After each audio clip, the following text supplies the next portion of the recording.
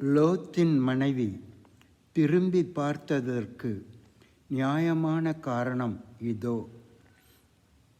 நமது பைபிள் சோதோம் கொமோராவின் பாவம் பெரிதாயிருப்பதினாலும் மிகவும் கொடிதாயிருப்பதினாலும் அது பரலோகத்துக்கு எட்டினதினாலும் தேவன் 2 தூதர்களை அங்கே அனுப்பி அது உண்மைதான் என்று அறிந்து அந்த சோதோம் கொமோரா பட்டணங்களை அழிக்க முடிவு செய்தார்.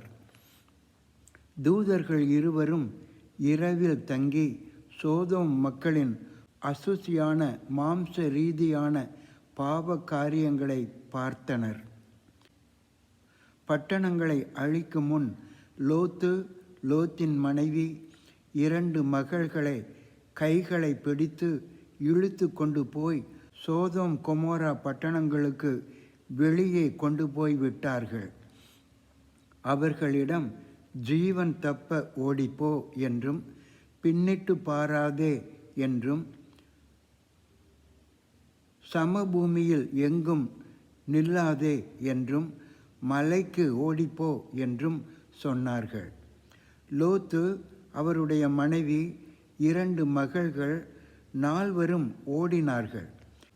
பிறகு டார்கம் ஜெருசலமி ஃப்ராக்மெண்ட் என்னும் எபிரேய நூல் பகுதி சொல்கிறது, லோத்தின் மனைவியானவள் சோதோமின் குடிமக்களில் ஒருத்தியாயிருந்ததால் அவளுடைய தந்தையின் குடும்பத்தின் முடிவு எப்படியாயிருந்தது என்று பார்க்கும்படி திரும்பி பார்த்தாள். இதோ, மரித்தோர் உயிரோடு எழும் உயிர்த்தெழுதல் வரும் வரை உப்பினாலான சிலையாக நிற்கும்படி செய்யப்பட்டாள் என்று எழுதப்பட்டுள்ளது. மேலும் இயேசு லூக்கா 17ஆம் அதிகாரம் 28 சொல்கிறார், லோத்தினுடைய நாட்களில் நடந்தது போலவும் நடக்கும். ஜனங்கள் புசித்தார்கள், குடித்தார்கள், கொண்டார்கள், விற்றார்கள், நட்டார்கள், கட்டினார்கள். சோதோம் கொமோரா பட்டண மக்கள் வசதியாகவும் நாகரிகமாகவும் மகிழ்ச்சியாகவும் வாழ்வதற்கான அனைத்து வேலைகளையும் செய்திருக்கிறார்கள். ஆனால் தேவனை தேடுவது, அவரை கனம் பண்ணுவது, அவருக்கு பிரியமாய் வாழ்வது என்பவைகளை செய்யவில்லை. இதுவும் அப்பட்டணங்களின் அழிவுக்கு காரணமாயிருக்கலாம்.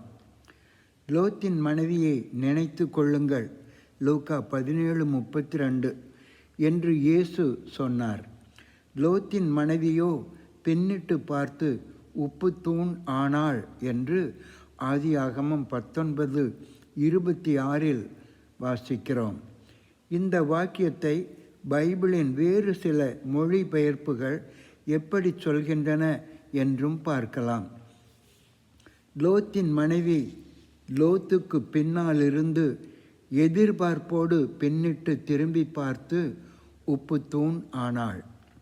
லோத்தின் மனைவி லோத்துக்கு பின்னால் நின்று அதாவது தயங்கி பின்னால் வந்தவள் திரும்பி பார்த்து உப்புத்தூண் ஆகிவிட்டாள். லோத்தின் மனைவி லோத்துக்கு பின்னால் ஆசையோடு திரும்பி பார்த்து உப்புத்தூண் ஆனாள். லோத்தின் மனைவி லோத்துக்கு பின்னால் எதிர்பார்ப்புடன் திரும்பி பார்த்து உப்புத்தூண் ஆனாள்.